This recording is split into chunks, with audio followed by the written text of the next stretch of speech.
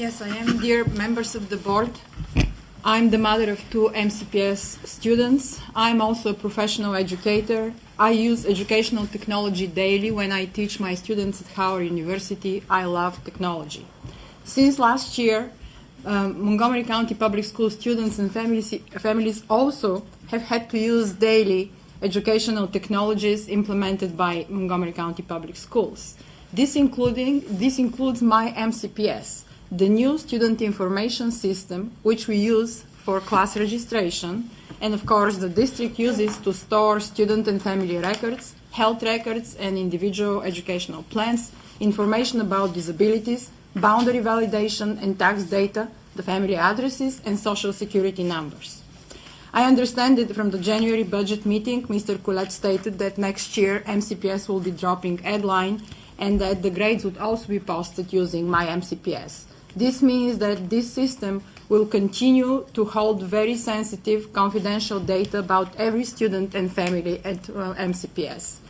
The data reveals a lot about the family, its socioeconomic status, income, demographics, political and ethnic identity, health status. This is why the district, teachers, vendors, and parents have an obligation to protect and secure the confidential information our children and families entrust to MCPS. Many online vendors, however, collect and sell their users' information as a major source of revenue. This includes educational technology vendors. Student personal data is a commodity which a third party can use for targeted advertising to the student and for other non-educational purposes. For instance, families in need could be targeted with ads for payday loans, which are very unfavorable.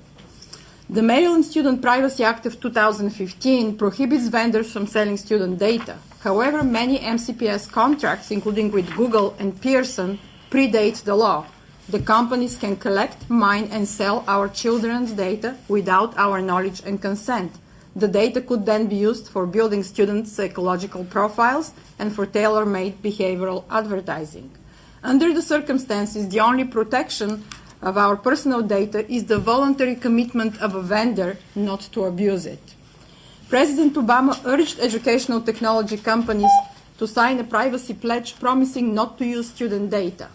However, of the 230 companies, there are 2 MCPS vendors that refuse to sign it. These are Pearson, which administers the PARCC test, and Vista Equity, which owns the power school behind my MCPS. This means that Vista, a private equity firm, which just bought from Pearson my MCPS for $350 million, now has access to all of my family and child's information.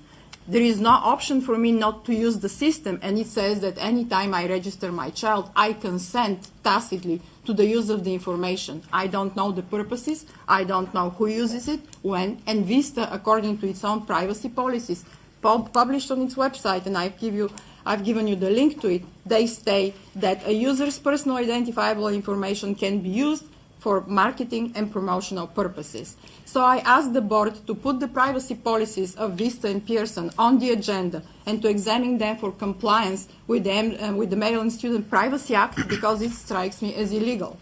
Ms. Simon, thank you. Your time is up, but we have your testimony. Thank you very much.